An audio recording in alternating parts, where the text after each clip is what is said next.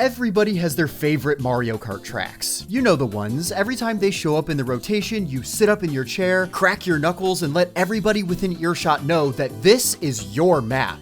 Oh, I own prime real estate on DS Delfino Square. Nobody is winning this race. As the years have gone on, many tracks have gone on to become fan favorites, while others have seemed to slip through the cracks, failing to cement themselves in players' brains. And some tracks are remarkable just for their ability to get the entire room to groan when they're selected. But what specifically makes our favorite tracks so good? What separates the Coconut Malls from the Yoshi Falls? Well, with Mario Kart 8 Deluxe's Booster Course Pass coming to an end and a new Mario Kart hopefully on the horizon, please, I want to take a trip down Mario Kart memory lane and analyze the courses in the series to try to figure out what elements make our favorite courses stick in our brains even 10, 20 years later. After thoroughly replaying through every mainline Mario Kart track in this series to prep for this video, I found that the best Mario Kart tracks usually excelled in three main areas: structure, mechanics, and aesthetics. Now, this isn't to say that every course has to completely fit all of the criteria that I list here. There's obviously going to be some room for nuance and discussion, but I found that the most consistently enjoyable courses excelled in these three areas in particular. So let's begin with arguably the easiest criteria to overlook: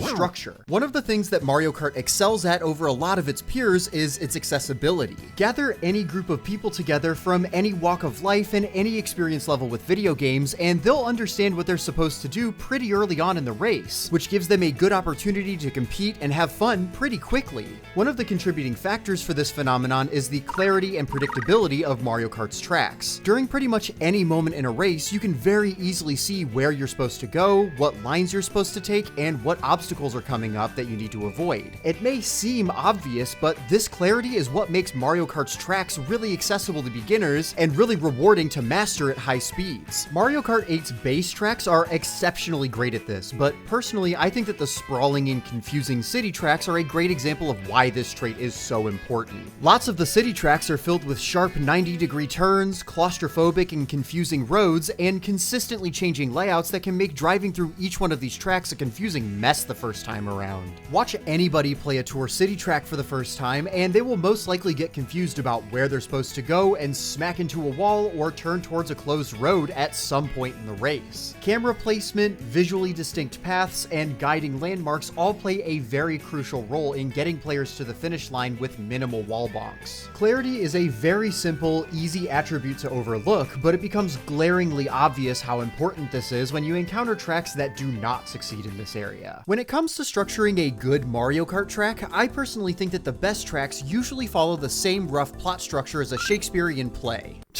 Look, I know how ridiculous that sounds, but please just hear me out on this. Mario Kart tracks need to build momentum and tension throughout their runtime to build up to rewarding payoffs that make each race exciting and fast-paced. In theory, you would want every part of a track to be a high point, but realistically, a course that was nothing but boost pads would not actually be as fun as it might initially sound. The best Mario Kart tracks work like a roller coaster, where you'll have parts of the map that allow for some quick respite, slowly but surely building up that momentum to shoot you through the faster paced loops and achieve that maximum speed, ending the track with a grand finale that is rewarding and intense. Take the fan favorite track Coconut Mall as an example. You start at the entrance of the mall, driving through the shops and cruising through the food court, with each section of the track getting more interesting than the last, showing your journey through recognizable parts of a mall. This all culminates in a climactic moment where you leap out of the exit into the parking lot, weave through some parallel parkers, and reach the finish line. Coconut Mall does a fantastic job introducing you to the course, its themes, and its obstacles, ramps them up as you travel further through the course, then ends with a rewarding payoff as the lap ends. A lot of the best fan favorite courses follow this sort of structure, setting up an interesting premise, building upon that premise with interesting obstacles and set pieces, and ending the course with a climactic conclusion that wraps up both the track's story and the race really nicely.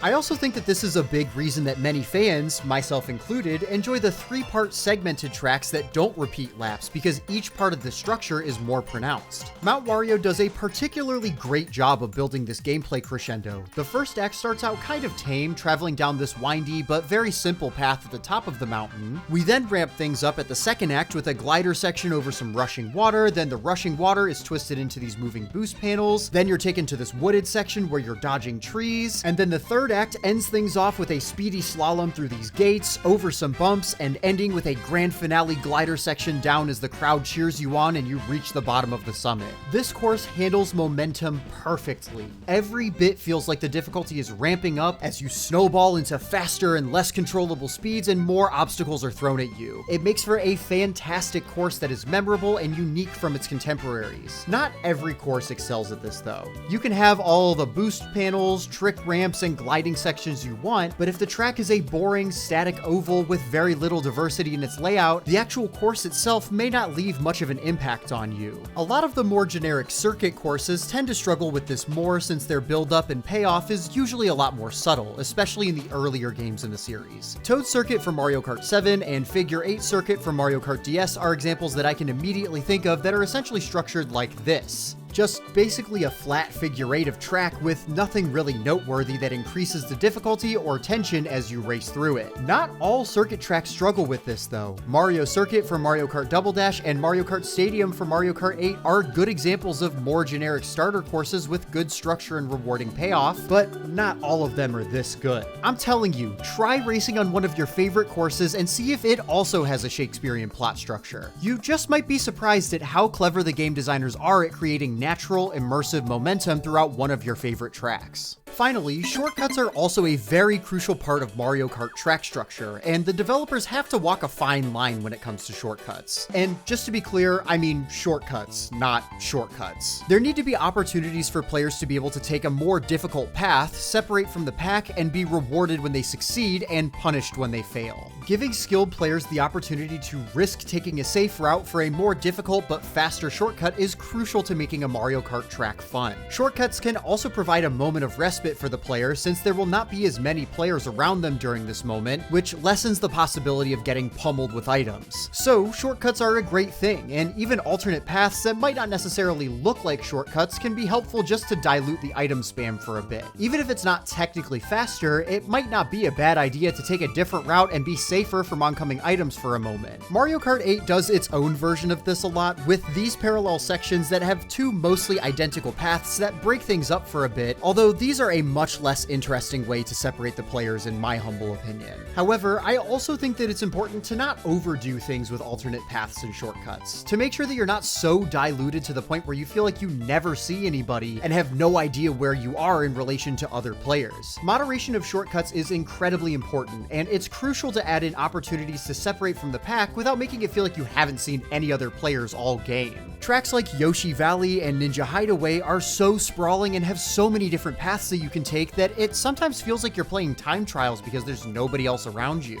Providing players with opportunities to deviate from the pack, take risks to get ahead, but also know where everyone else is in relation to them is crucial to keep the track structure engaging. So we've talked a lot about track structure and layouts, but now let's zoom in a bit and talk about mechanics. When you think about Mario Kart tracks with good mechanics, you're probably thinking of tracks that have unique gimmicks or unique implementation of gimmicks. Some great examples of this could include Mushroom Gorge with its bouncy mushrooms, Music Park with its rhythm-based bouncy jumps, or Peach Beach with its cataquacks that launch you but can be flipped with items. Unique mechanics are important because they provide each track with a unique, memorable obstacle or set piece that will stick in the player's mind. Not every course has to have a mechanic that is specifically unique to them, but sometimes a unique combination or twist on a more common mechanic can also be a great thing for a track. For example, Koopa Cape has rushing water, which has been seen in other tracks before and after this one, but it's the way that Koopa Cape uses its rushing water that makes things interesting, where it will carry you quickly through most of the track, but at the very end you have to be cognizant of how fast you're going so you don't time things up and hit these electric rods that shrink you. This turns what is otherwise an okay mechanic that just gives you a bit of a boost throughout the course into an interesting risk and reward situation where you want to go as fast as possible but avoid the hazard. Hazards are great, but I think it's important to note that they should be predictable, logical traps that can be avoided by being perceptive and taking risks. Just spamming snowmen or ice blocks everywhere is not how you create an interesting challenge. It's a good way to frustrate players because they're getting hit with obstacles that they probably couldn't even see in time. The best hazards make themselves known, pose a threat, but are placed intentionally to prompt reactions and critical thinking from players. Interesting mechanics are all over the best tracks in Mario Kart, from obstacles to avoid, boosts that keep you in the race, to risky traps that could benefit or harm your chances. I think another interesting mechanic that can be seen in many Mario Kart courses are things that change as the race progresses and you finish laps. There are a few examples of this, like in Grumble Volcano, where the first lap shows you what areas are going to crumble, the second lap shows the pieces of the track crumbling around you, and the third lap is a treacherous finale over the dilapidated remains of the course. It's really cool, and it keeps things interesting throughout the entire race. Not every track has to be built around this like Grumble Volcano is, though. There are some tracks that have more subtle changes throughout their runtime, like in Moo Moo Meadows, where the cows are in the pasture during lap 1, but on laps 2 and 3, they're seen migrating across the road, presenting a new obstacle that wasn't present on the previous lap. This makes things more interesting, but in a communicated way that doesn't feel like things are getting randomly added to the track as you go. Speaking of things getting randomly added to the track, items also contribute to this evolution of chaos as the laps progress. As the race goes on, items are thrown, set, and dropped along the course to add new obstacles that were not there prior and are unique to each playthrough. Now, while all tracks are going to feature this in some fashion, I think that great tracks can consider that factor into their design and present players with great places to set traps and catch their opponents off guard. Consider Baby Park.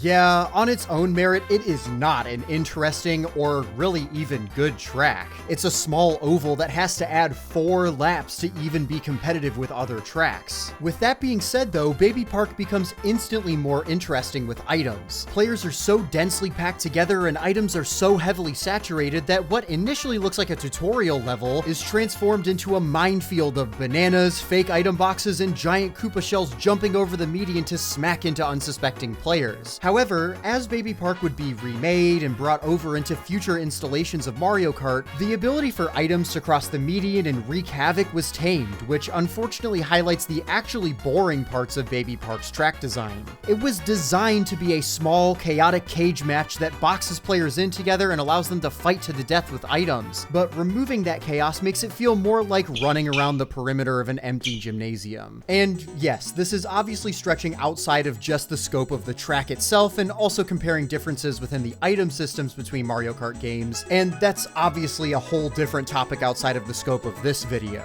But I think it's pretty clear that the changes that were made to Baby Park removes the ability to cause half as much chaos with items that you could in the original version, which I'd argue was the main mechanic of that track. Overall, mechanics play a critical role in the lasting memories of a track, to where you may not remember the specific name of a track necessarily, but you will definitely remember the giant dinosaur that can stomp you or smack you. And that brings me to my final attribute, aesthetics. This one is probably the most immediately obvious to most players when it comes to remembering their favorites. It's really easy to remember your favorite courses when they have a unique setting, an aesthetically pleasing color palette, a distinct set piece, or a killer song. There are lots of examples of aesthetically interesting courses within the Mario Kart series. I'd argue it's something that sets Mario Kart apart from a lot of its contemporaries. Obviously, Mario Kart has the luxury of being part of the wider Mario franchise, so it has lots of interesting, memorable, and even nostalgic settings to base tracks around, like Delfino Square from Super Mario Sunshine or Tick-Tock Clock from Super Mario 64. Some really aesthetically memorable courses come from a new perspective on a beloved setting, like how Airship Fortress takes us through a new take on the airship levels from Super Mario Bros. 3. Not only does Mario Kart have the convenience of being able to take settings from the Mario series, but it also has access to other Nintendo properties, like The Legend of Zelda, F-Zero, Wii Sports Resort, and even Animal Crossing.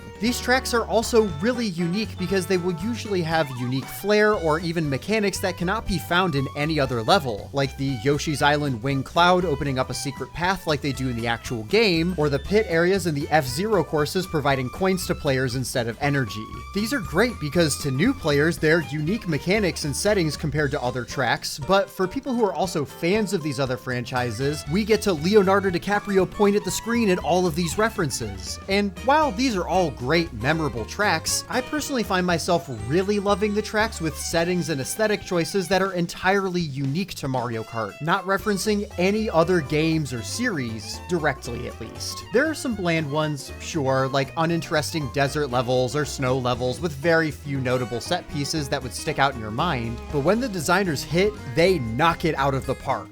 A desert made out of cheese with Swiss cheese-like potholes, a trip through the upper and lower decks of a Daisy-themed cruise ship, a trail through a lush autumn forest of trees, a garden in the sky, a road made out of ribbon running through a giant bedroom with giant toys. There's so many good ones. These settings have never taken place in a mainline Mario game. They're unique and memorable locations created exclusively as courses for these games, and I personally think that this makes these tracks so memorable. I'm not saying that I dislike referential tracks, not at all, but I love when the team gets to flex their creative muscle and create new, unique settings for these tracks that don't necessarily have to rely on referencing other games. Now, not every track is a winner. Sometimes you can get some ugly tracks, or tracks that reuse the same theming, or tracks that are difficult to look at, but sometimes you might not have to create a unique setting or theme to have memorable aesthetics. Sometimes having a memorable set piece can make a track really stand out. Like, there are a decent amount of mountain-themed courses in this series, but DK Mountain seems to be the one that people consistently remember and praise despite its somewhat generic theming. And I think that this is partially due to how memorable its set pieces are, like this wobbly bridge and this giant pissed-off mountain. Another aspect of the aesthetics is music. If you've got a good track but boring music, there's a good chance people won't play it or remember it after the race is done. There are tons of examples of great songs that accompany great tracks, or even mediocre tracks, but I think the best tracks can use music to showcase your progression throughout the course. The best example of this is Dolphin Shoals, where the music progressively changes instruments as you race throughout the track. At the beginning, the music is pretty minimalistic, with some light, playful steel drums driving the melody as you bounce in and out of the shallow end of the water.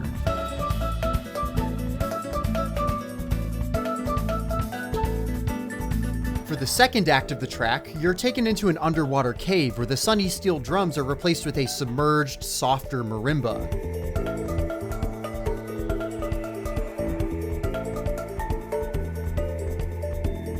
Then, as you emerge from the water, a triumphant saxophone drives the melody home, making you feel like you've broken through the barrier into a warm, sunny oasis as you finish out the track.